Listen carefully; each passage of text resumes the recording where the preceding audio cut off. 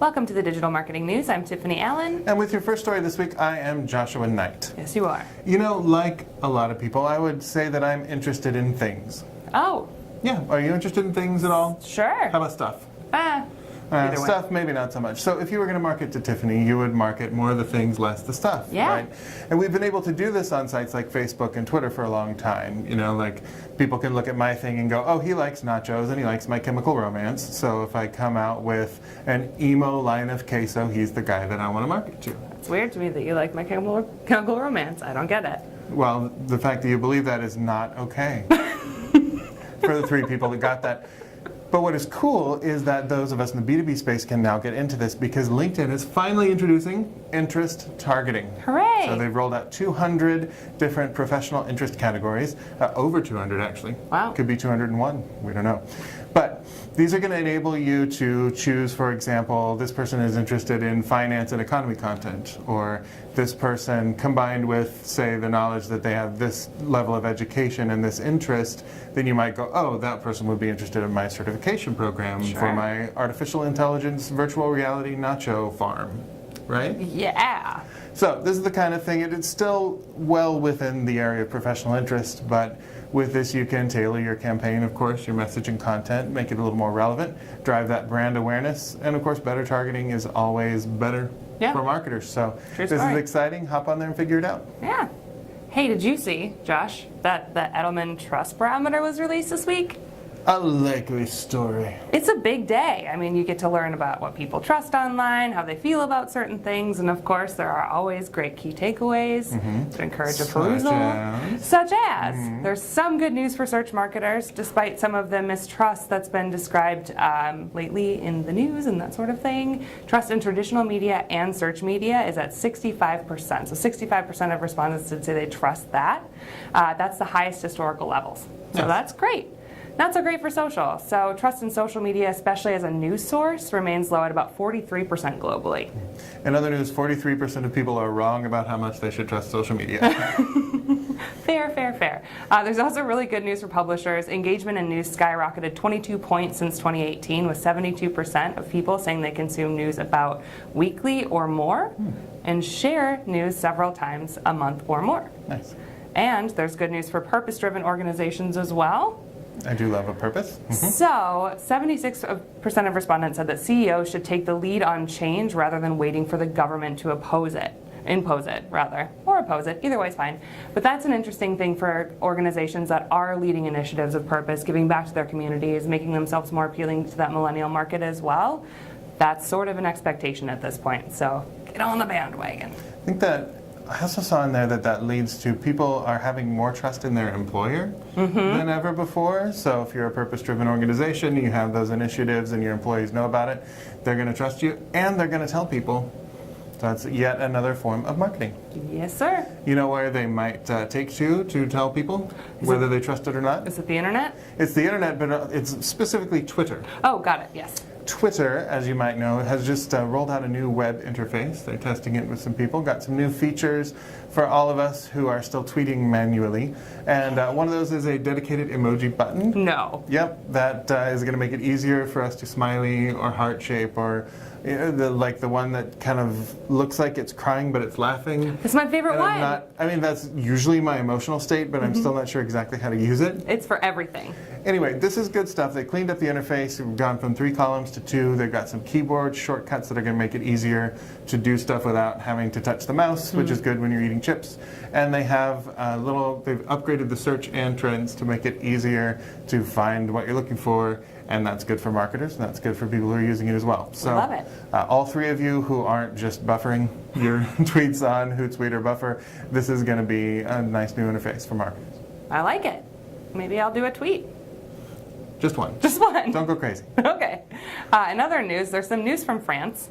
Oh, maybe. Yeah. It's not great news for Google, but it is news nonetheless. So Google is now the recipient of the largest fine yet handed out under GDPR. Uh-oh. Yeah, so there was a 50 million euro penalty imposed because France's data regulator said the company was not sufficiently transparent about the use of personal information and didn't obtain specific consent for ad targeting purposes. Oh. Yeah, not so great. So this was issued as a result of an investigation starting after complaints were filed in June of 2018 against Google and Facebook.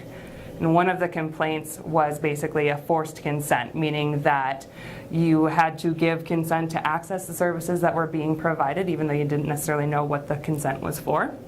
So the takeaway, do your due diligence on what consent means under GDPR. Be as transparent as you possibly can. Might be a good time to get a legal team involved at some point if you are doing targeting and serving personalized ads overseas. Definitely can't do too much research, or you could wind up really paying for it. Right. And I do think that even if you're not overseas right now, if you're only in America, getting ready for this kind of stuff to come across the pond is probably the way to go too. And privacy matters. People, privacy and trust, some would say.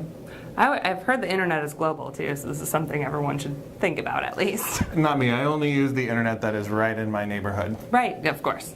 Right. It's the Friddly Wide Web, that's what they call it. Perfect. So I wouldn't know much about social media at large, but you know who does?